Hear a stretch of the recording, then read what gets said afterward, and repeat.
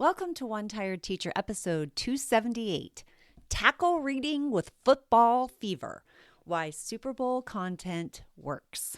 Today we are talking about the Super Bowl and using the Super Bowl to spark curiosity and excitement with your students. You know, it's not just for boys, although the boys really do get excited. But now that we've got Taylor Swift in the mix with, Travis Kelce, we're getting some more girls to the sport. And that is very exciting. It's also a relevant topic at this time of the year because we've got the Super Bowl coming up in just a few weeks. And we've got parents talking about this, and it's an exciting time. And there's nothing better to capture the attention of children than when we are talking about things that they are already hearing about in their everyday lives. All right, let's talk about that today. Hope you stick around.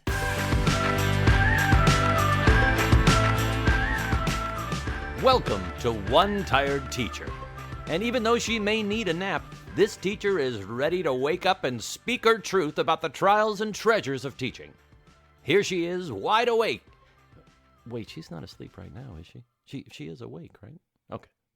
From Trina Debery Teaching and Learning, your host, Trina Debery.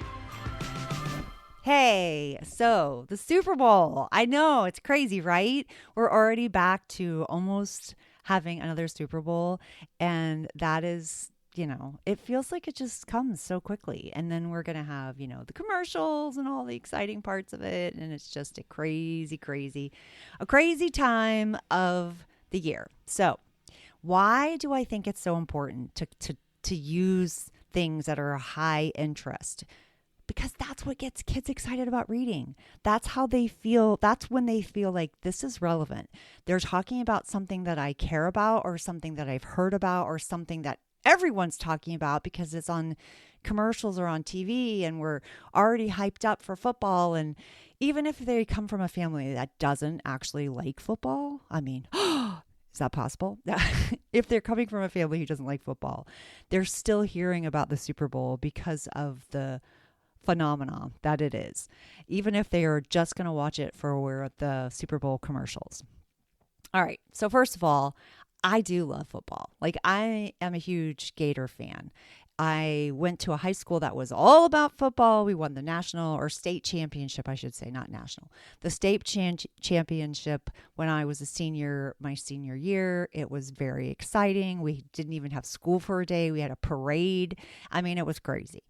And there was a part of me, the student council part of me, that was like, hello, do we have to do this just for sports?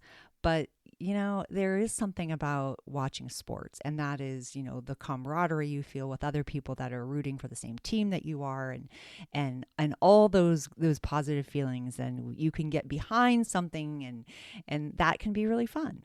But even if you don't like football, most of us know that there's a big game that's played every year. Usually it's January, February. It just depends on how the season falls out. It's the first Super Bowl that was ever played was January 15th, 1967. Isn't that crazy? 1967.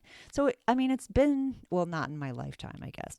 But it's still exciting. And the first winner was the Green Bay Packers. They beat the Kansas City Chiefs 35-10. So that's pretty unbelievable. And kids love to hear that kind of fact. And I actually have included those things inside of my All About the Super Bowl reader. And you can find it on TPT, Trina Debery Teaching and Learning. But I talk about what is the Super Bowl? How did the Super Bowl begin? Like, it was actually an agreement between the NFL and its rival at the time, which was the American Football League. Now, that has changed, and they have renamed some things, but I also talk about that inside this little reader. I talk about, like, what is Super Bowl Sunday, and it's up to date. I actually corrected it as soon as the last Super Bowl occurred in 2025. I was like, all right, there's a sentence in there that needs to be changed every single year. And that is, as of 2025, both conferences are now tied at 29 wins each. The Pittsburgh Steelers are tied with the New England Patriots, each holding 6 Super Bowl victories. 6 is the most wins of any team in NFL history. Isn't that crazy? So that whole little area of the book has to be updated every year because I want it to be accurate. Because, one year it's whoever wins this year, it's going to be up for the next, for whichever conference. So, those are the kind of things you have to do. You have to work, you have to update. So one of the things is channeling football fever into something academic. How do we use this nonfiction reader to, are we just teaching about sports? No, not necessarily. We're not just teaching about sports. We're teaching about the main idea. We're teaching vocabulary. We're teaching sequencing of events. We're teaching author's purpose. We're teaching text features. We're using sports as a hook to teach kids informational text standards. That is exciting because then they care. When we use subjects they care about, they're invested, they're engaged, they're learning. So we can also pair texts with simple writing prompts like who is their favorite team, and what do they know about a specific player. Maybe they can do little player profiles, or they can do they can come back with a halftime analysis or a halftime ad analysis, I should say, because that's what you're really getting on the halftime, besides the halftime show. I mean, they might write something about that too. But those are just some ideas of how you channel football fever into learning. A bonus idea could even be pairing the reader with a class prediction chart or persuasive writing prompt of convincing each other to choose the team that they're choosing. That can always be really fun too. It gets kids hyped up. It gets them involved. It gets them motivated.